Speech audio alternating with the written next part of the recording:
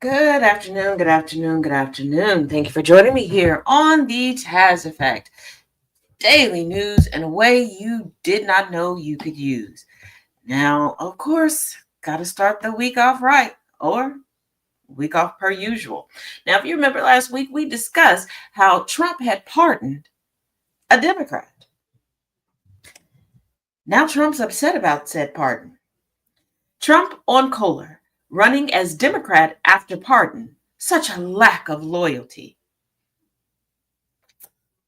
President Trump on Sunday offered more insight into his decision to pardon Representative Henry Kohler and his wife, Imelda, who were both indicted last year on bribery charges. And he criticized the former congressman for opting to run as a Democrat in 2026. Why?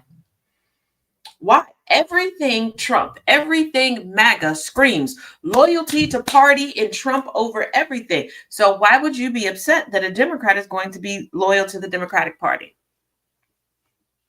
Now, the only shocking thing for me is that this individual chose to still be a Democrat when it was the Democrats that held him accountable and put him away. Like, what's next, Trump?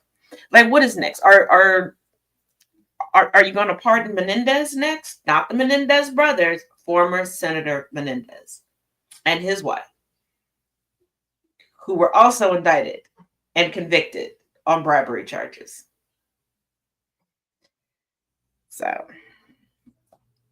only a short time after signing the pardon, Congressman Henry Kohler announced that he will be running for Congress again in the great state of Texas, a state where I received the highest number of votes ever recorded as a Democrat, continuing to work with the same radical left scum that just weeks before wanted him and his wife to spend the rest of their lives in prison and probably still do, Trump wrote on Truth Social. Such a lack of loyalty, something that Texas voters and Henry's daughters will not like, the president continued. Oh, well, next time, no more Mr. Nice Guy. Is the nice guy in the galaxy with us? Kohler filed to run for re-election shortly after Trump announced the pardon last week. The Hill reached out to Kohler's office for comment.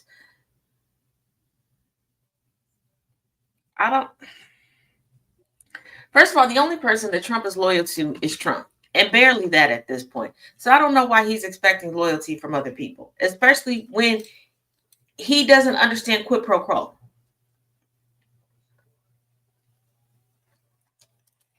He wants everybody to dote on him, and that's not how any of this works. But remember when Trump was claiming that his fiscal plans and his tariffs were going to just liberate the United States from the shackles of financial dependency on other countries on this floating space rock, right? And then we started to notice that although he keeps saying that just go to the tariff shelf, there is no tariff shelf, we know that. But he's trying to roll back things and strong arm people into doing things to cover his inadequacies. Well, here's another chapter in that book. Trump to unveil $12 billion in aid package for farmers hit by trade war. U.S. President Donald Trump will unveil a $12 billion aid package for American farmers on Monday, two White House officials said, a boost to an industry hit hard by his trade policies. Farm groups and Republican farm state lawmakers have sought the aid in part to support farmers with purchases of seeds, fertilizers, and other expenses for next year's growing season. U.S. farmers have been saddled this year with record harvests and lost billions of dollars in soybean sales to China when the nation turned to South American suppliers this fall during the stalled trade talks. Trump will announce the aid at 2 p.m. at a 2 p.m. roundtable at the White House alongside Treasury Secretary Scott Bessent, Mr. I like to throw them bows himself. Agriculture Secretary Brooke Rollins and members of Congress, a White House official said, growers of corn, cotton, sorghum, soybeans, rice, cattle, wheat, and potatoes will attend, the official said. Up to $11 billion of aid is meant for a newly designed Farmer Bridge Assistance Program for row crop farmers hurt by trade disputes and higher costs, the official said. The remaining $1 billion is for other crops and specific details are still being determined, the official said. How about we put USAID back? Because it's time that we stop ignoring all of the programs that were eliminated that benefited farmers.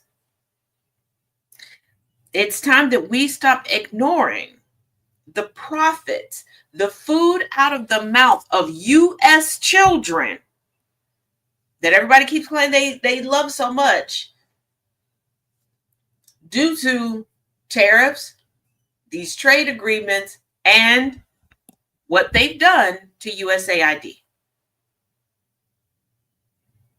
Let's also not forget that scientific research that USAID was funding or heralding was benefiting homegrown farmers. White House spokesperson Anna Kelly said the aid demonstrates Trump's commitment to farmers. No, it doesn't. No, it doesn't, because if Trump had a commitment to farmers, he would not have dismantled so many things that he dismantled. Trump likes to tear things down and pretend like whatever he builds up in his place is going to be bigger and better, and that is just not the case. It has never been the case. There has never been a such thing as a Trump entering the room and things getting better for anybody. Farmers have faced higher costs for agricultural inputs like seed and fertilizer, which the Trump administration has said it is examining. Soybean farmers expect to see their third consecutive year of losses in 2025, according to the American Soybean Association. Net farm income could fall by more than $30 billion in 2026 due to a decline in government payments and low crop prices, according to an estimate from the Food and Agricultural Policy Research Institute at the University of Missouri. Farmers are set to receive a near record $40 billion in government payments this year, fueled by ad hoc disaster and economic aid. Yeah, big and beautiful are his two favorite words, Jay. You're absolutely right. Too bad the only thing big is his ego and nothing is beautiful when he comes around.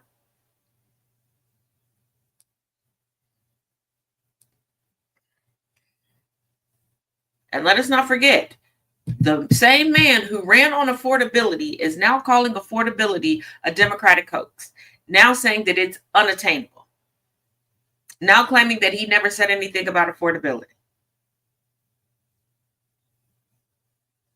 And MAGA, don't even think about rolling back and trying to lie for him, because you all have said through all of the racism, through all of the misogyny, through all of the abductions, through all of the pandering, for all of the covering for fellow criminals, you all have said, well, I didn't vote for that. I voted, for my groceries to be more affordable.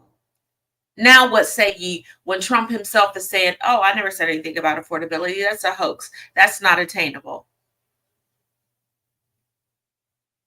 But what happened to being the greatest to ever do it? What happened to the ultimate art of the deal residing in Trump? What happened to the United States is no more than a business, and we need a businessman to come through and save the day.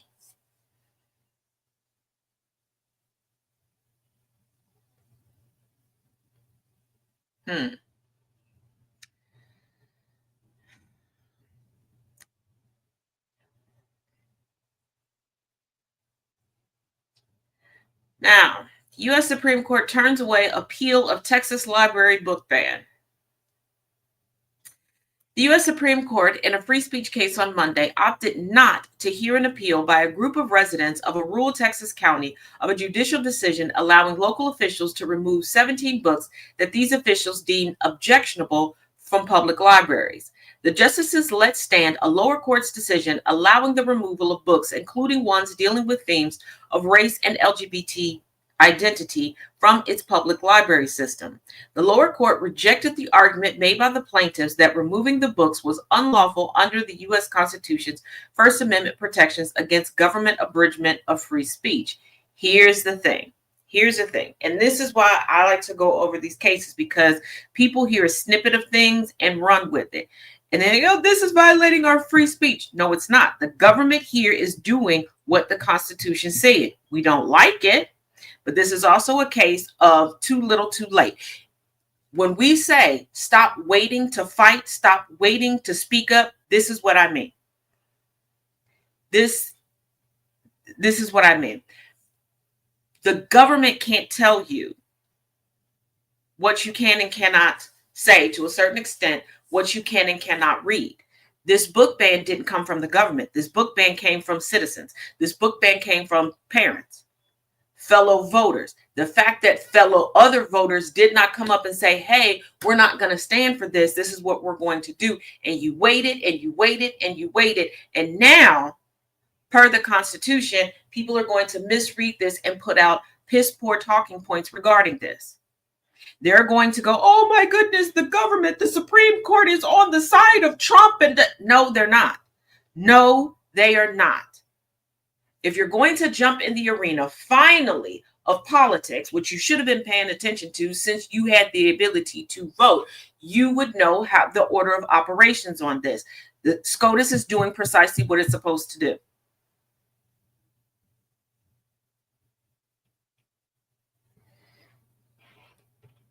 There has been a surge in book banning in public schools and public libraries in recent years in many locations around the United States, driven by conservative groups and new state laws limiting what kinds of books children can access. Llano County is a rural area about 80 miles, 130 kilometers from the Texas state capital, Austin. The dispute began in 2021 when one faction of local residents asked the Llano County Library Commissioner to remove the disputed books, which covered topics including transgender issues, race, and slavery in the United States, puberty, and bodily functions like flatulence. The 17 works at issue include the 1970 book In the Night Kitchen by acclaimed author Maurice Sendak, due to the depiction of its main character, a boy named Mikey, as nude in some of the illustrations as he visits a surreal kitchen in a dream. The Library Commission ordered librarians to comply with the demands, and residents who pushed for the book removal were appointed to local county board. Here's the thing. Why? Why?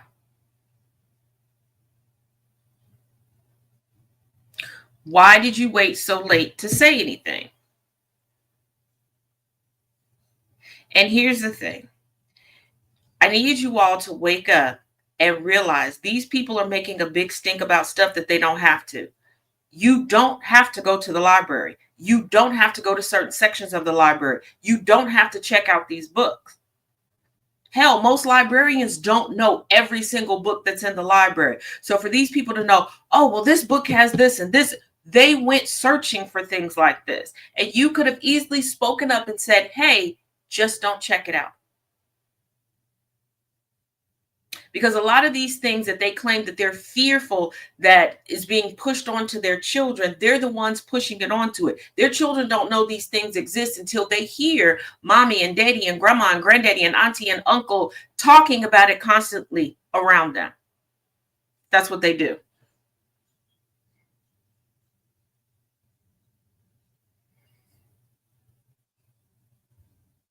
TMP, what are you talking about? What arrogance regarding what?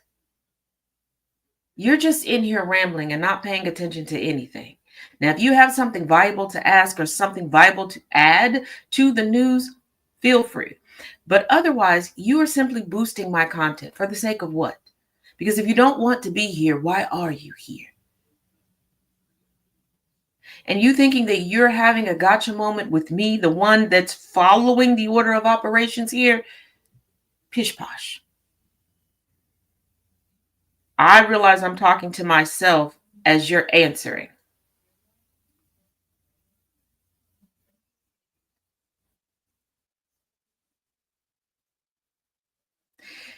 You commented multiple times in my comment section. I have ignored you until this point, but I'm the one talking to myself. Okay. You all should really practice at being trolls. Now, you all remember Miss Alina Habba, the real estate attorney who found her way into the inner circles of Trumpdom, who before Trump ran for office this time around, she had gotten herself into a bit of legal trouble by lying to someone who was suing Trump for lost wages and unpaid wages, a duality. Um, and then she tried some slick stuff to keep her temporary appointment because we all know she could not uh, successfully withstand a confirmation hearing or proper vetting. Well, darling, after all of that clawing and fighting and morphing herself into the newer US version of Melania Trump for the gaze of Donald John Trump and helping to lose quite a few legal battles for him, according to the BBC, Alina Habba resigns after court disqualified her from being New Jersey's top prosecutor. Now, please explain how you resign when you've been rejected.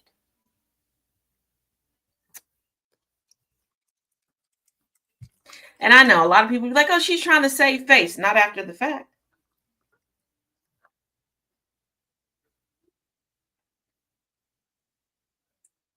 Oh yeah, Jay, they wanted attention so bad. They're gone now, I believe.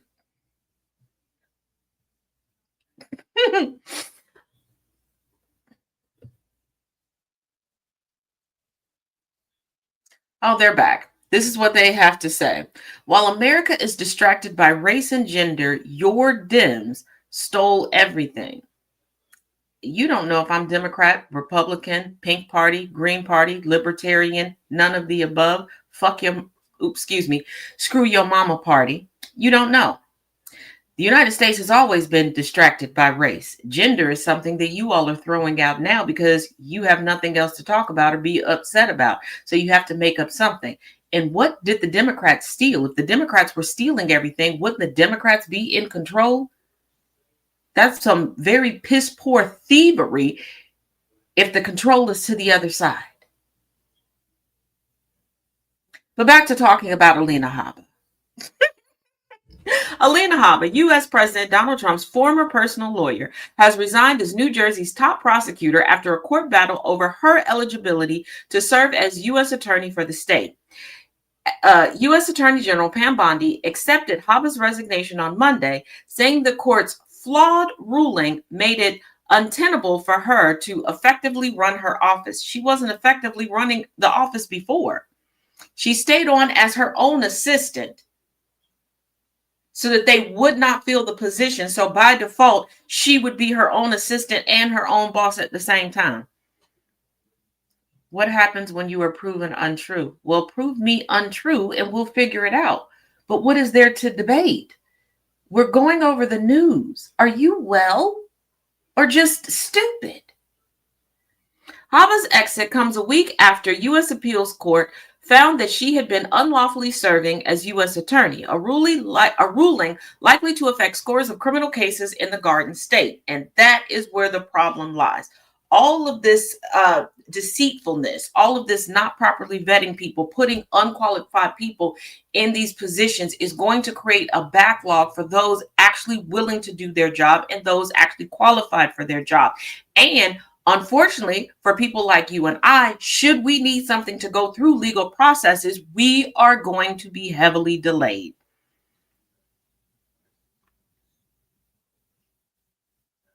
TMP, you're going too slow for who? You couldn't get any slower. You aren't even as quick as a salted snail in the middle of the Sahara. Are you okay? Sacre bleu, ferme les bouches. Silencio, por favor. Bondi said Habba will remain at the Justice Department as a senior advisor and will seek further review of the decision with hopes of reversal. It's not going to. She's not a good attorney. Even Pam Bondi knows this. If they really thought that they had a leg to stand on, they would have stood on it. Pam Bondi is the Department of Justice at this point. Trump selected Habba for the role of U.S. Attorney this year, but after a district court rejected her nomination, the Trump administration installed her in a role that allowed her to fill on an acting basis, what I explained to you all just a few minutes ago. The appellate judges last week said that the temporary posting, which bypassed confirmation by the U.S. Senate, violated the Federal Vacancies Reform Act, which it did. In a statement posted on X, Hava said she decided to step down. She didn't decide. She was out of options. There's no other way to cheat and try to skate around what's going on.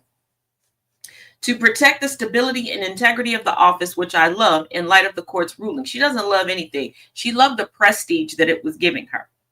And she thought that she was going to be the belle of Donald Trump's eye because she was willing, not so much able, to go after his political rivals. Anybody that he deemed to be a nemesis, she was going to haul into court.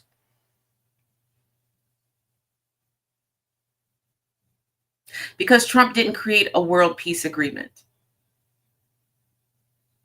But once again, we're talking about Alina Habba, TMP, okay? Do you smell burnt toast? Does the left side of your face feel a little droopy? But do not mistake compliance for surrender. Y'all said that before. Y'all walk around with Trump's mugshot on you talking about never surrender. She wrote saying she will work as an advisor to Bondi for U.S. attorneys. My fight will now stretch across the country. If you look, I don't care how deep in the MAGA trenches you are, do not let her be your mentor. I need y'all to realize her record. She has no wins. She has no wins. Let's not forget, she was on the legal team for Trump's fraud case that lost epically. And no, I'm not a fan of any politician, and I do not like the Trump family. And yes, there was a lot of fraud that was proven, but there were things, and I must tell the truth, that a good legal team would have had stricken from the record. There were things that a good, or at least a decent legal team would have never had submitted into evidence. They could have at least negotiated out an overseer for the companies.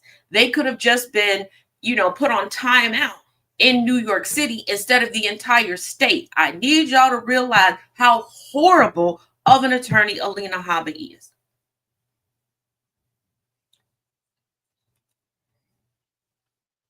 He kept gifting to try to get my attention.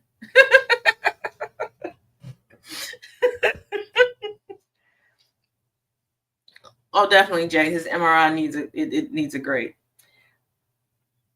Bondi wrote on X that the judges should not be able to countermand the president's choice of attorneys entrusted with carrying out the executive branch's core responsibility of prosecuting crime.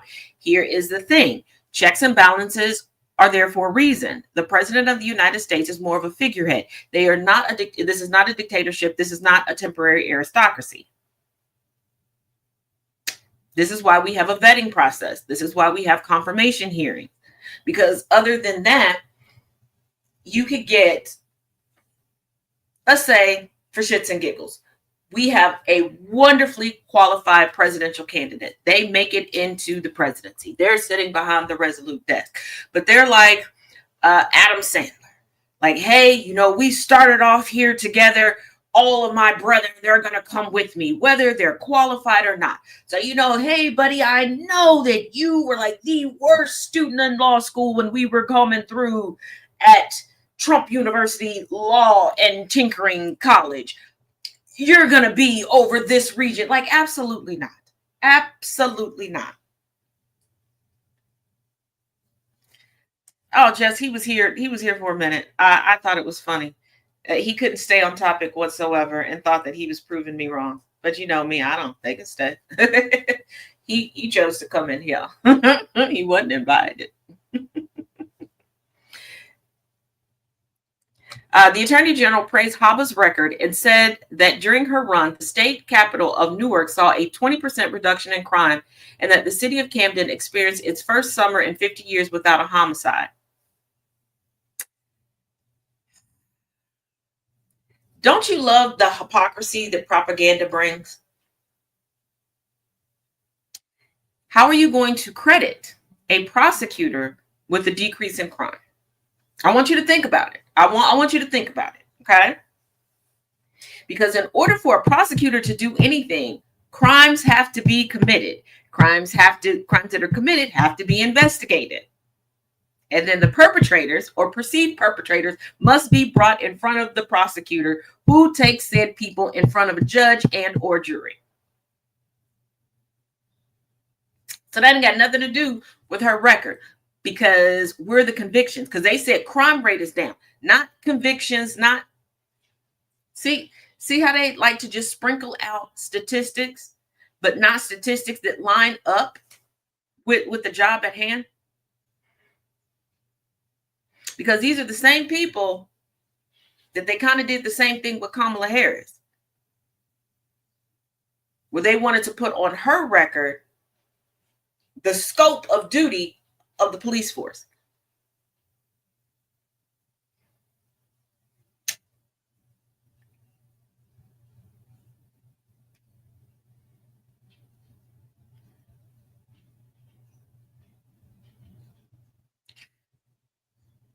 Oh, you came back under another account. Liberal septum ring theory reigns supreme, that I'm over at 16. And I have 2 nose piercings. So me pointing out that decreases in crime rates have nothing to do with someone who's never prosecuted a criminal. So you're saying that the liberal septum ring theory is intelligent, and I'm not a liberal. Do better.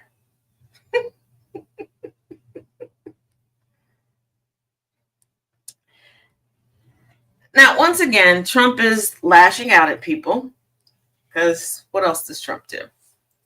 What else does he do? Donald Trump lashes out at Paramount owners and rant about Marjorie Taylor Greene's appearance on 60 Minutes. This man truly thinks that only he's allowed on certain shows or people who are going to say favorable things about him. Funny thing about it is, he is not smart enough to even catch when members of his own cabinet, most notably and most regularly, Mr. Hit 'em Up style, Scott Bessent, goes on these same shows and takes digs at him or undermines him. It's hilarious.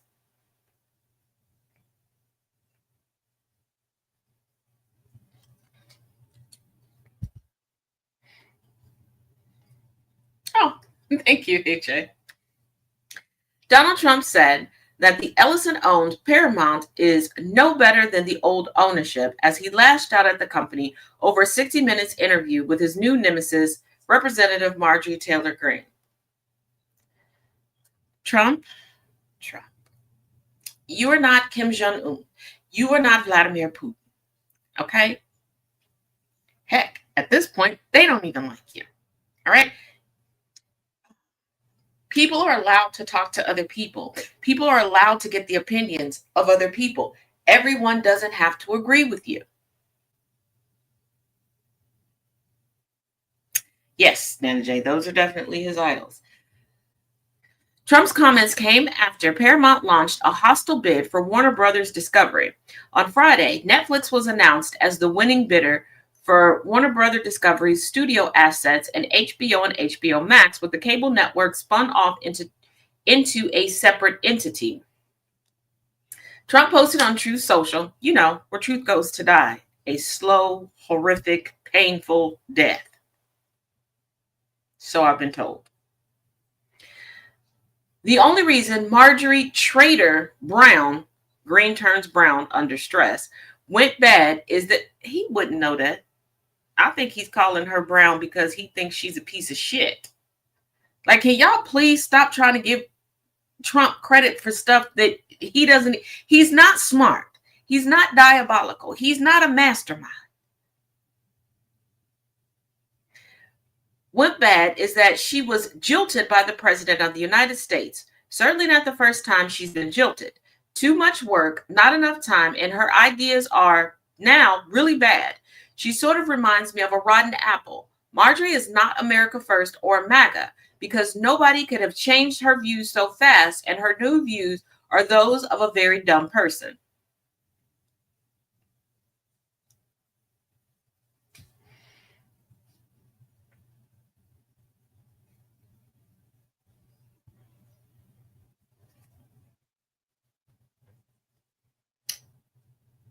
For those that say that my assessment of Trump is wrong, here's yet another example of no, it's not. Trump takes things personally. And when people don't just unilaterally, eternally align and agree with him, and when people evolve, or when people are put into a fight or flight, self-preservation uh, standpoint because of him, he does take it personally. He is, and we've talked about this in my open discussions on race. He is that white guy that meets somebody and instantly determines that they're friends, or that they're best friends, and that in his mind that they have this deep connection, because he does not know how to make friends, but he's clamoring for the adoration that he sees other people have, and how he perceives they got it that way. This is why he refers to women who don't align with him as ugly and jilted and like, I want you to think about it.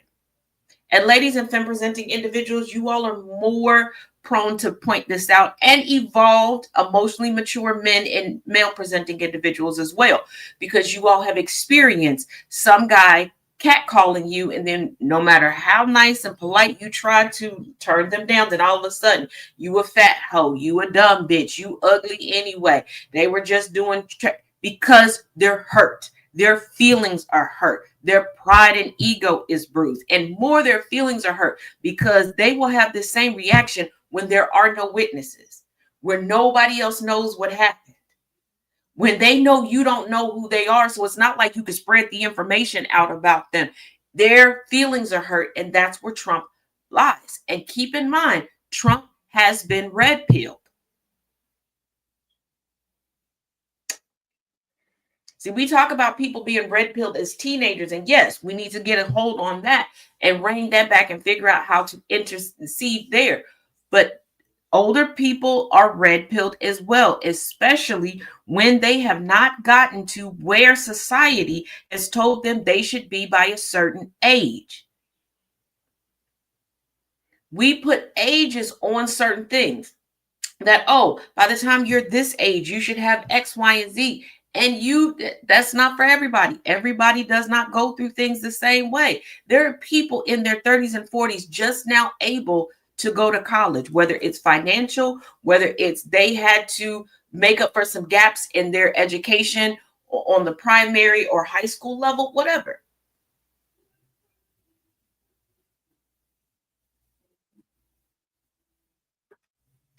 When did I say somebody owed me anything? And you don't know what I spend my money on, and I'm not complaining about a lack of money. Um, I'm not the one that was renting about 60 Minutes. That was Trump. That's what we're talking about. And the accountability, you're right. We do need to discuss accountability. But you saw a black woman and you decided that I was an issue, that I was complaining about something when it comes to me. My financials are fine.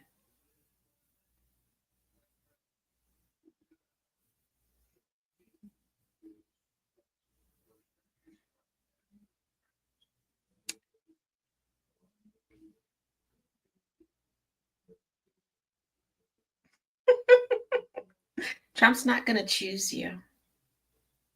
He don't want to touch your undercarriage.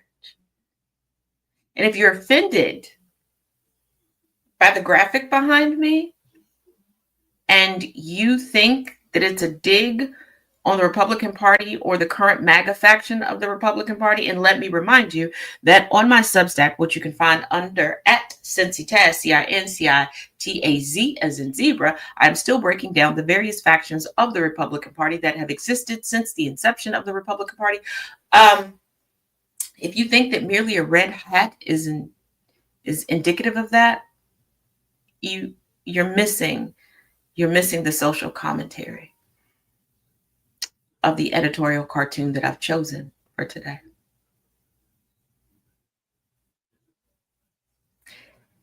But it means that you do see what's flawed in who you obviously voted for POTUS. Your buyer's remorse That's not my guilt to sleep with, and I don't.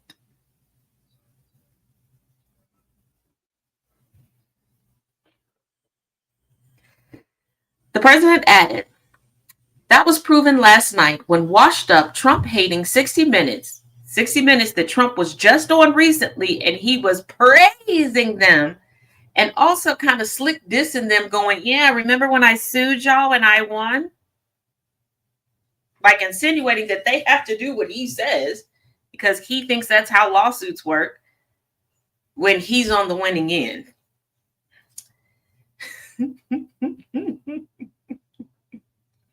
Correspondent Leslie Stahl, who still owes me an apology from when she attacked me on the show with serious conviction that Hunter Biden's laptop from hell was produced by Russia, not Hunter himself, totally proven wrong, interviewed a very poorly prepared trader who, in her confusion, made many really stupid statements.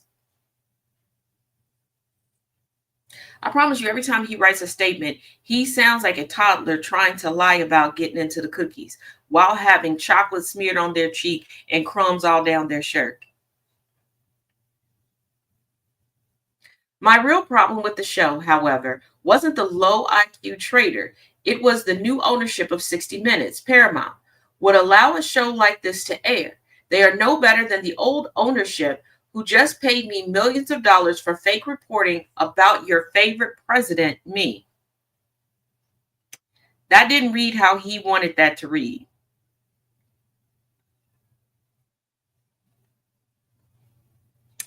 Since they bought it, 60 Minutes has actually gotten worse. You were on there since they bought it, and you were the one strong arming for the sale of it because we watched in 4K in real time. You facilitate money laundering. Exactly, AJ. Me.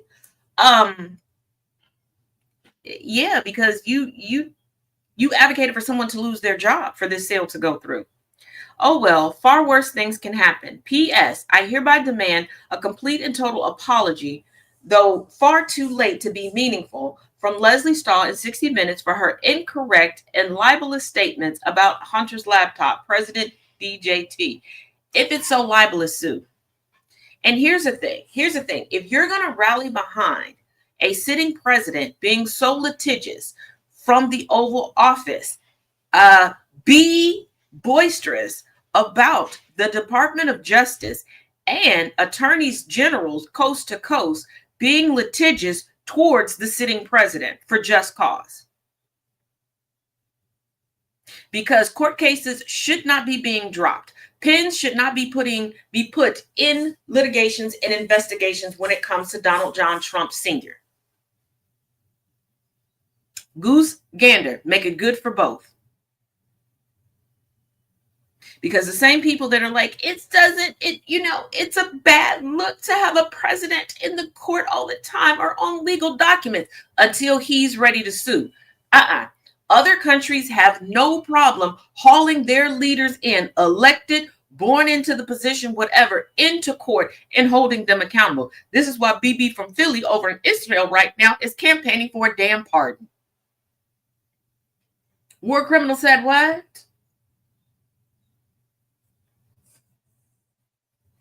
Oh yeah, Jay. Now Marjorie Taylor Greene has a low IQ, and he loves to talk about somebody having a low IQ. And I need you all to remember, yes, Trump has completely changed his origin story and lied to people about his origin story to the point that that is what is repeated by most people. That is what is taken into consideration and is just repeated. No, Trump has repetitively been made fun of for being stupid.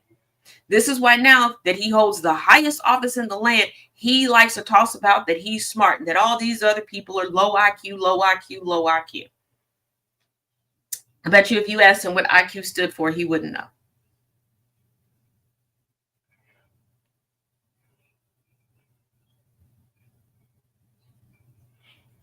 So, yeah.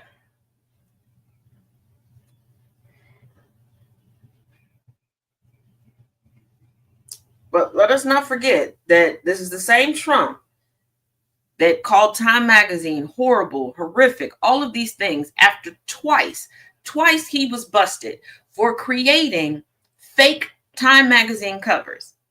Now, I don't know if anybody's ever been to Kings Island in Kings, Ohio, just outside, it's a suburb of Cincinnati, Ohio. Now, in the 90s, and I believe in the 80s as well, I don't know if they had it going into the 2000s, there were different booths throughout the amusement park where you could cut a demo, or it was like a, I guess, glamour shot sort of thing. Now, the magazine covers that they made, they were obviously not real magazine covers, but I want you to think like Trump spent thousands of dollars to do this when people were spending less than 50 to get her done. And then when they put him on the cover, he was, oh yeah, they're great. And then they did something he didn't like because he really thinks that everybody is supposed to kiss his butt.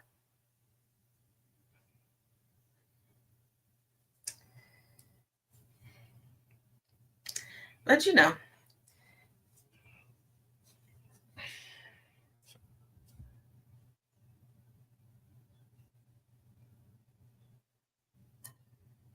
It is what it is.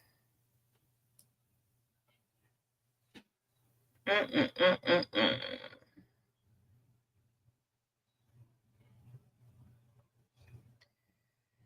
Now, oh yeah, or bow down to him. You're absolutely right, Nana Jack. I told you all when Trump officially got someone and named them a border czar, when Tom Homan was proud to call himself a border czar, that this was going to be worse than McCarthyism, aka the Red Scare. I had to remind you all multiple times and in multiple ways how people who things of I want this person's house, and they thought that by reporting somebody as a communist that they would just take the person away and they would just walk into this fully furnished home and take like essentially walk into somebody's skin. That anytime somebody didn't like something or were inconvenienced, the worst of them would come out and they would start calling things in. And folks kept telling me that I was exaggerating. No, that's not how that went. But yes, it is. Let me remind you once again that by the time Joseph Robinette Biden was being sworn in as POTUS, we were just now getting back to the starting line.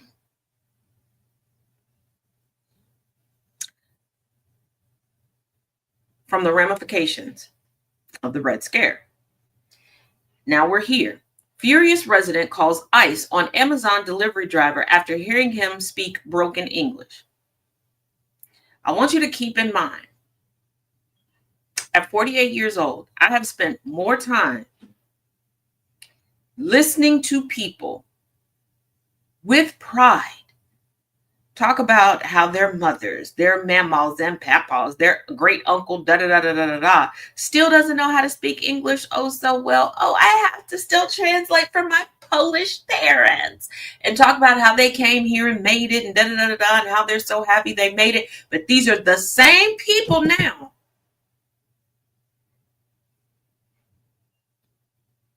doing this. A furious resident called the police and immigration enforcement after hearing his Amazon delivery driver speaking broken English outside his home. In a country with a comprehension and literacy issue, there are ICE agents right now that can barely read and write. Not making this up. They released this information unprovoked. There are people right here that will tell you, that will argue you down to the best of their intellectual capability, that they were born in the United States and have been nowhere but the United States. Most of them haven't even left the block that they were born and raised on, okay? That can barely rub two sentences together and make them coherent and comprehensible.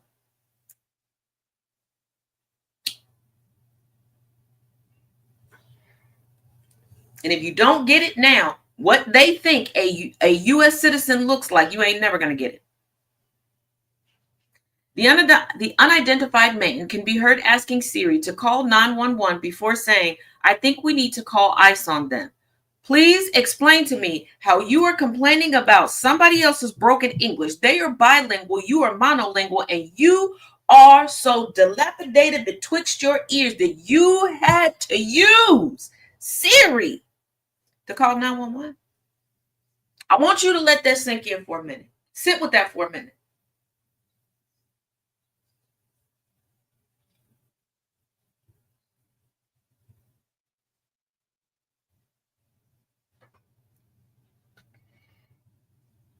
Mm-hmm. This comes amid Donald Trump's major immigration crackdown, which he promised before coming into office.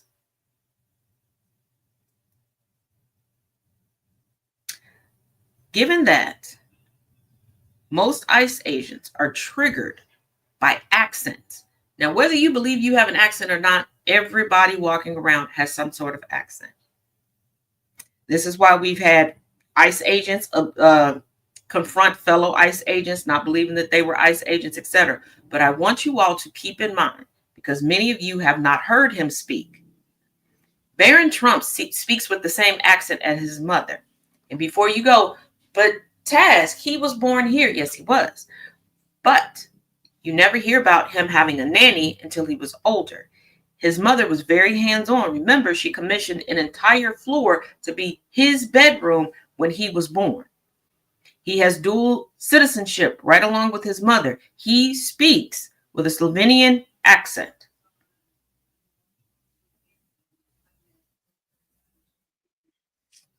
Well, Taco Bell is a U.S. invention, but I know what you mean. Let's not forget, Chrissy Nome recently celebrated her birthday at a Mexican restaurant. I wish I could make this up. And it's like, once you get rid of all of these people, where are you going to go? All of their favorite places are multicultural.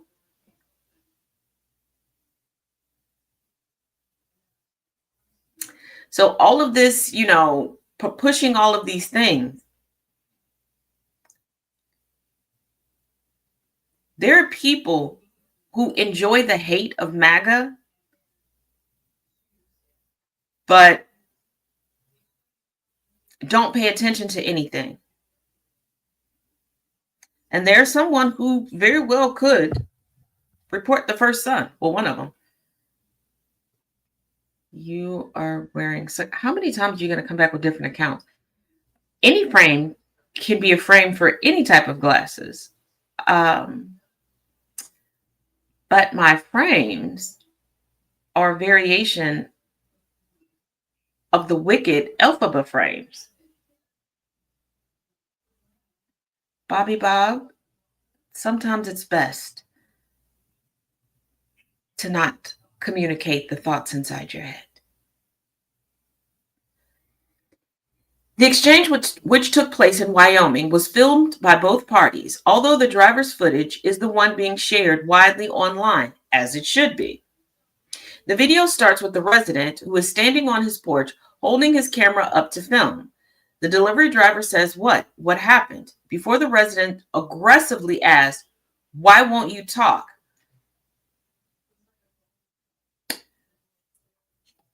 Now, maybe it's just me.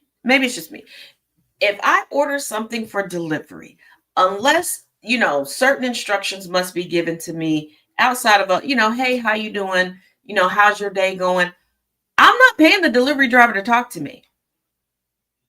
I'm not saying we need to be rude to one another, but first of all, they're on a time crunch. They don't have time to sit and chit chat. Why do they need to talk to me?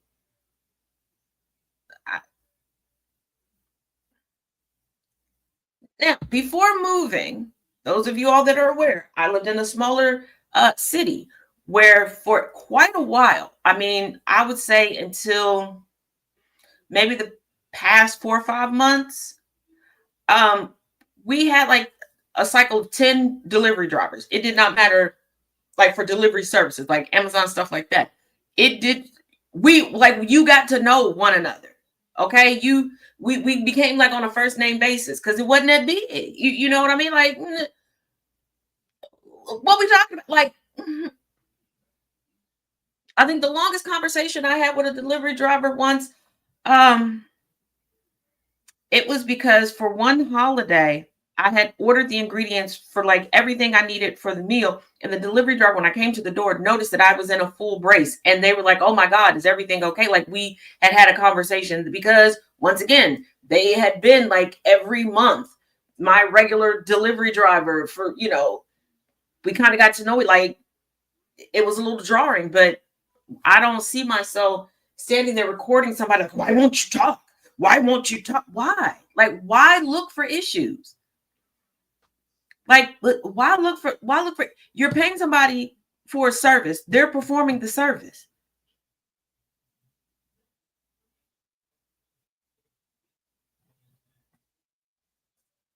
I mean, I can understand if you were in a restaurant and like your waiter or waitress like wouldn't talk to you and is just standing there. Okay, that would be like, why won't you talk to me? Like, that would be valid, but a delivery person? No. The driver tries to explain Amazon before the man standing next to an Amazon delivery package on his porch says, I don't care. You don't even speak English.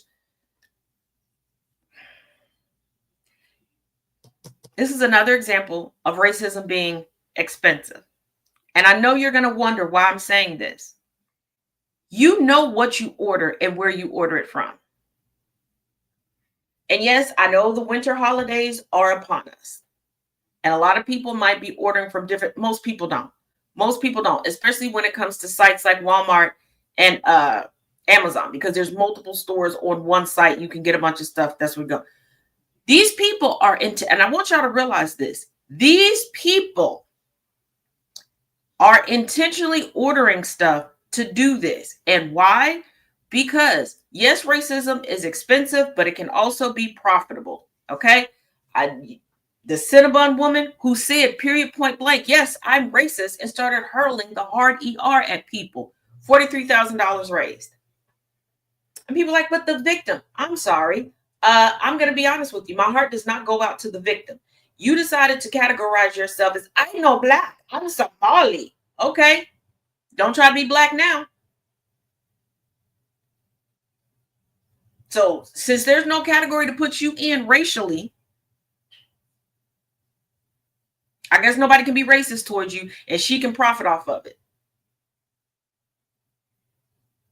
But this is why they're doing it. No different than if you remember earlier, just a few months ago, the dude on Jubilee who had been unemployed for a while claimed that because of his appearance on Jubilee and sharing his beliefs, he was fired. And it didn't work out for him.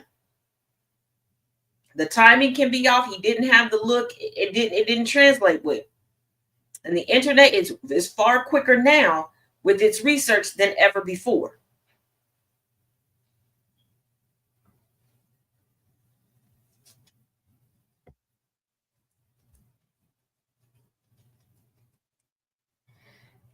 So the driver then backs away saying, thank you, have a good night, with the resident following him. The video jumps a couple of times showing it's been edited. Yeah, probably because some things were said that shouldn't have been said, or it had to be cut off. I need people to realize something, okay? When you are a delivery driver, how do you get from place to place? Even if you're recording for the sake of your safety, let's learn something from DoorDash girl. You cannot put certain things on the internet because that is considered doxing. The Amazon driver, going to go out on a limb here, had more deliveries to make. So that means getting back in that vehicle, what more than likely is on display in that vehicle? GPS, anyone? With addresses and delivery information, which could include somebody's code, because there are people who put in codes saying, put this in my garage, or put this, there's a box, you put in this code, or this is the code to get into my gate. So yes, so let's be more responsible in reporting and stop all of this fear-mongering foolishness.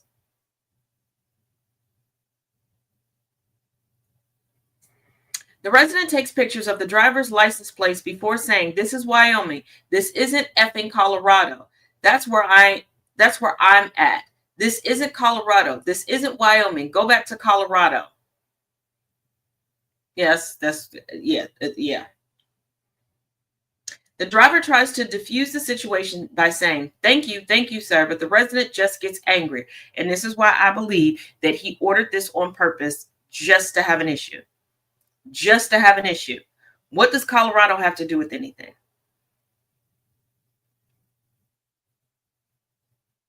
There are people that I have met in this journey called life that have never been outside of nope, there was one family that I met. 3 members of their family had been out of the country. They went to Canada a few times to visit a relative who had found a way of grifting the crap out of them till they just couldn't grift them anymore, okay? It took me a while to understand this family.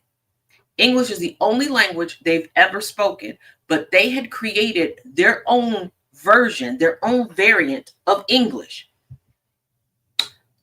And it took me a while to realize that instead of correcting toddlers, when toddlers are learning how to speak, instead of correcting the toddlers, everyone else would change how they spoke about things or change the definitions of words to suit the toddler. And then they were wondering why they never were doing good in school, and they blamed the schools and they're coming after us because we're white, and it's a war on white people now. Like, it took me a while to realize what the name of their cat was. Now keep in mind, yes, I'm severely hard of hearing, and I thought that I was mishearing, and then I asked somebody to write it down. They were calling the cat Wooby, because when they got the cat, one of the children in the house, when I met them, it was their senior year of high school, that child was like 1.5, 2 years old and couldn't say Ruby. So instead of working on them with properly pronouncing the R's in word, they just changed every R word became a whoop. And they were wondering why it was taking this child so long to get a job, to be able to graduate high school, to be able to pass tests, because couldn't communicate. They changed the definition of compromise. To them, compromise, if I said, oh, compromise with me, in their mind, I'm coming to take everything from them and they're left with nothing.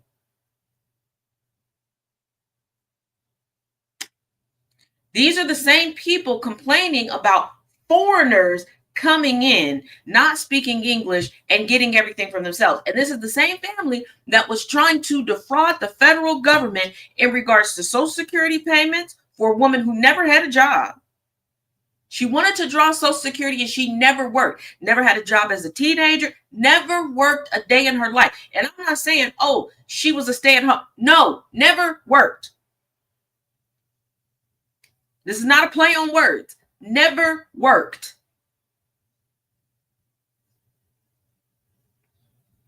They were trying to move other elderly people in to try to steal benefits that they got. Like one guy, they got mad because his daughter wanted to, rightfully so, take care of her father because he had medical issues, but they wanted him to move in because he got EBT. And like I said, I was there to try to help them. Like, I was originally hired to tutor a grandchild of theirs who's being homeschooled. I kid you not, first 8 months was so difficult trying to learn how to communicate with them because I was really starting to question my own intelligence. I literally went to the store and bought multiple copies of dictionaries to look, because I started to think that I had a misunderstanding of words. Because I want you to imagine a family of 30 walking around going, you see Wooby? Whoopi and Wobble are doing this.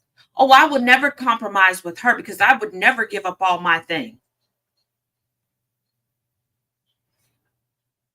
And I thought that they were LGBTQIA plus friendly because they kept talking about, oh, their gay relative, this. No, gay to them meant married for over 20 years.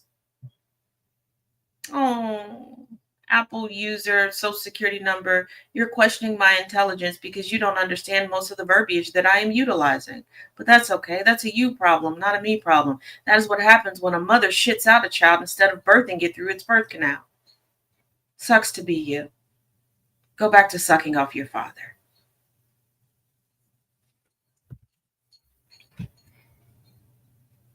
But have you noticed that in all of these stories, the person being harassed is always trying to diffuse the situation, and the ones claiming that it's the other ones that are so heinous and so savage, they can't control themselves.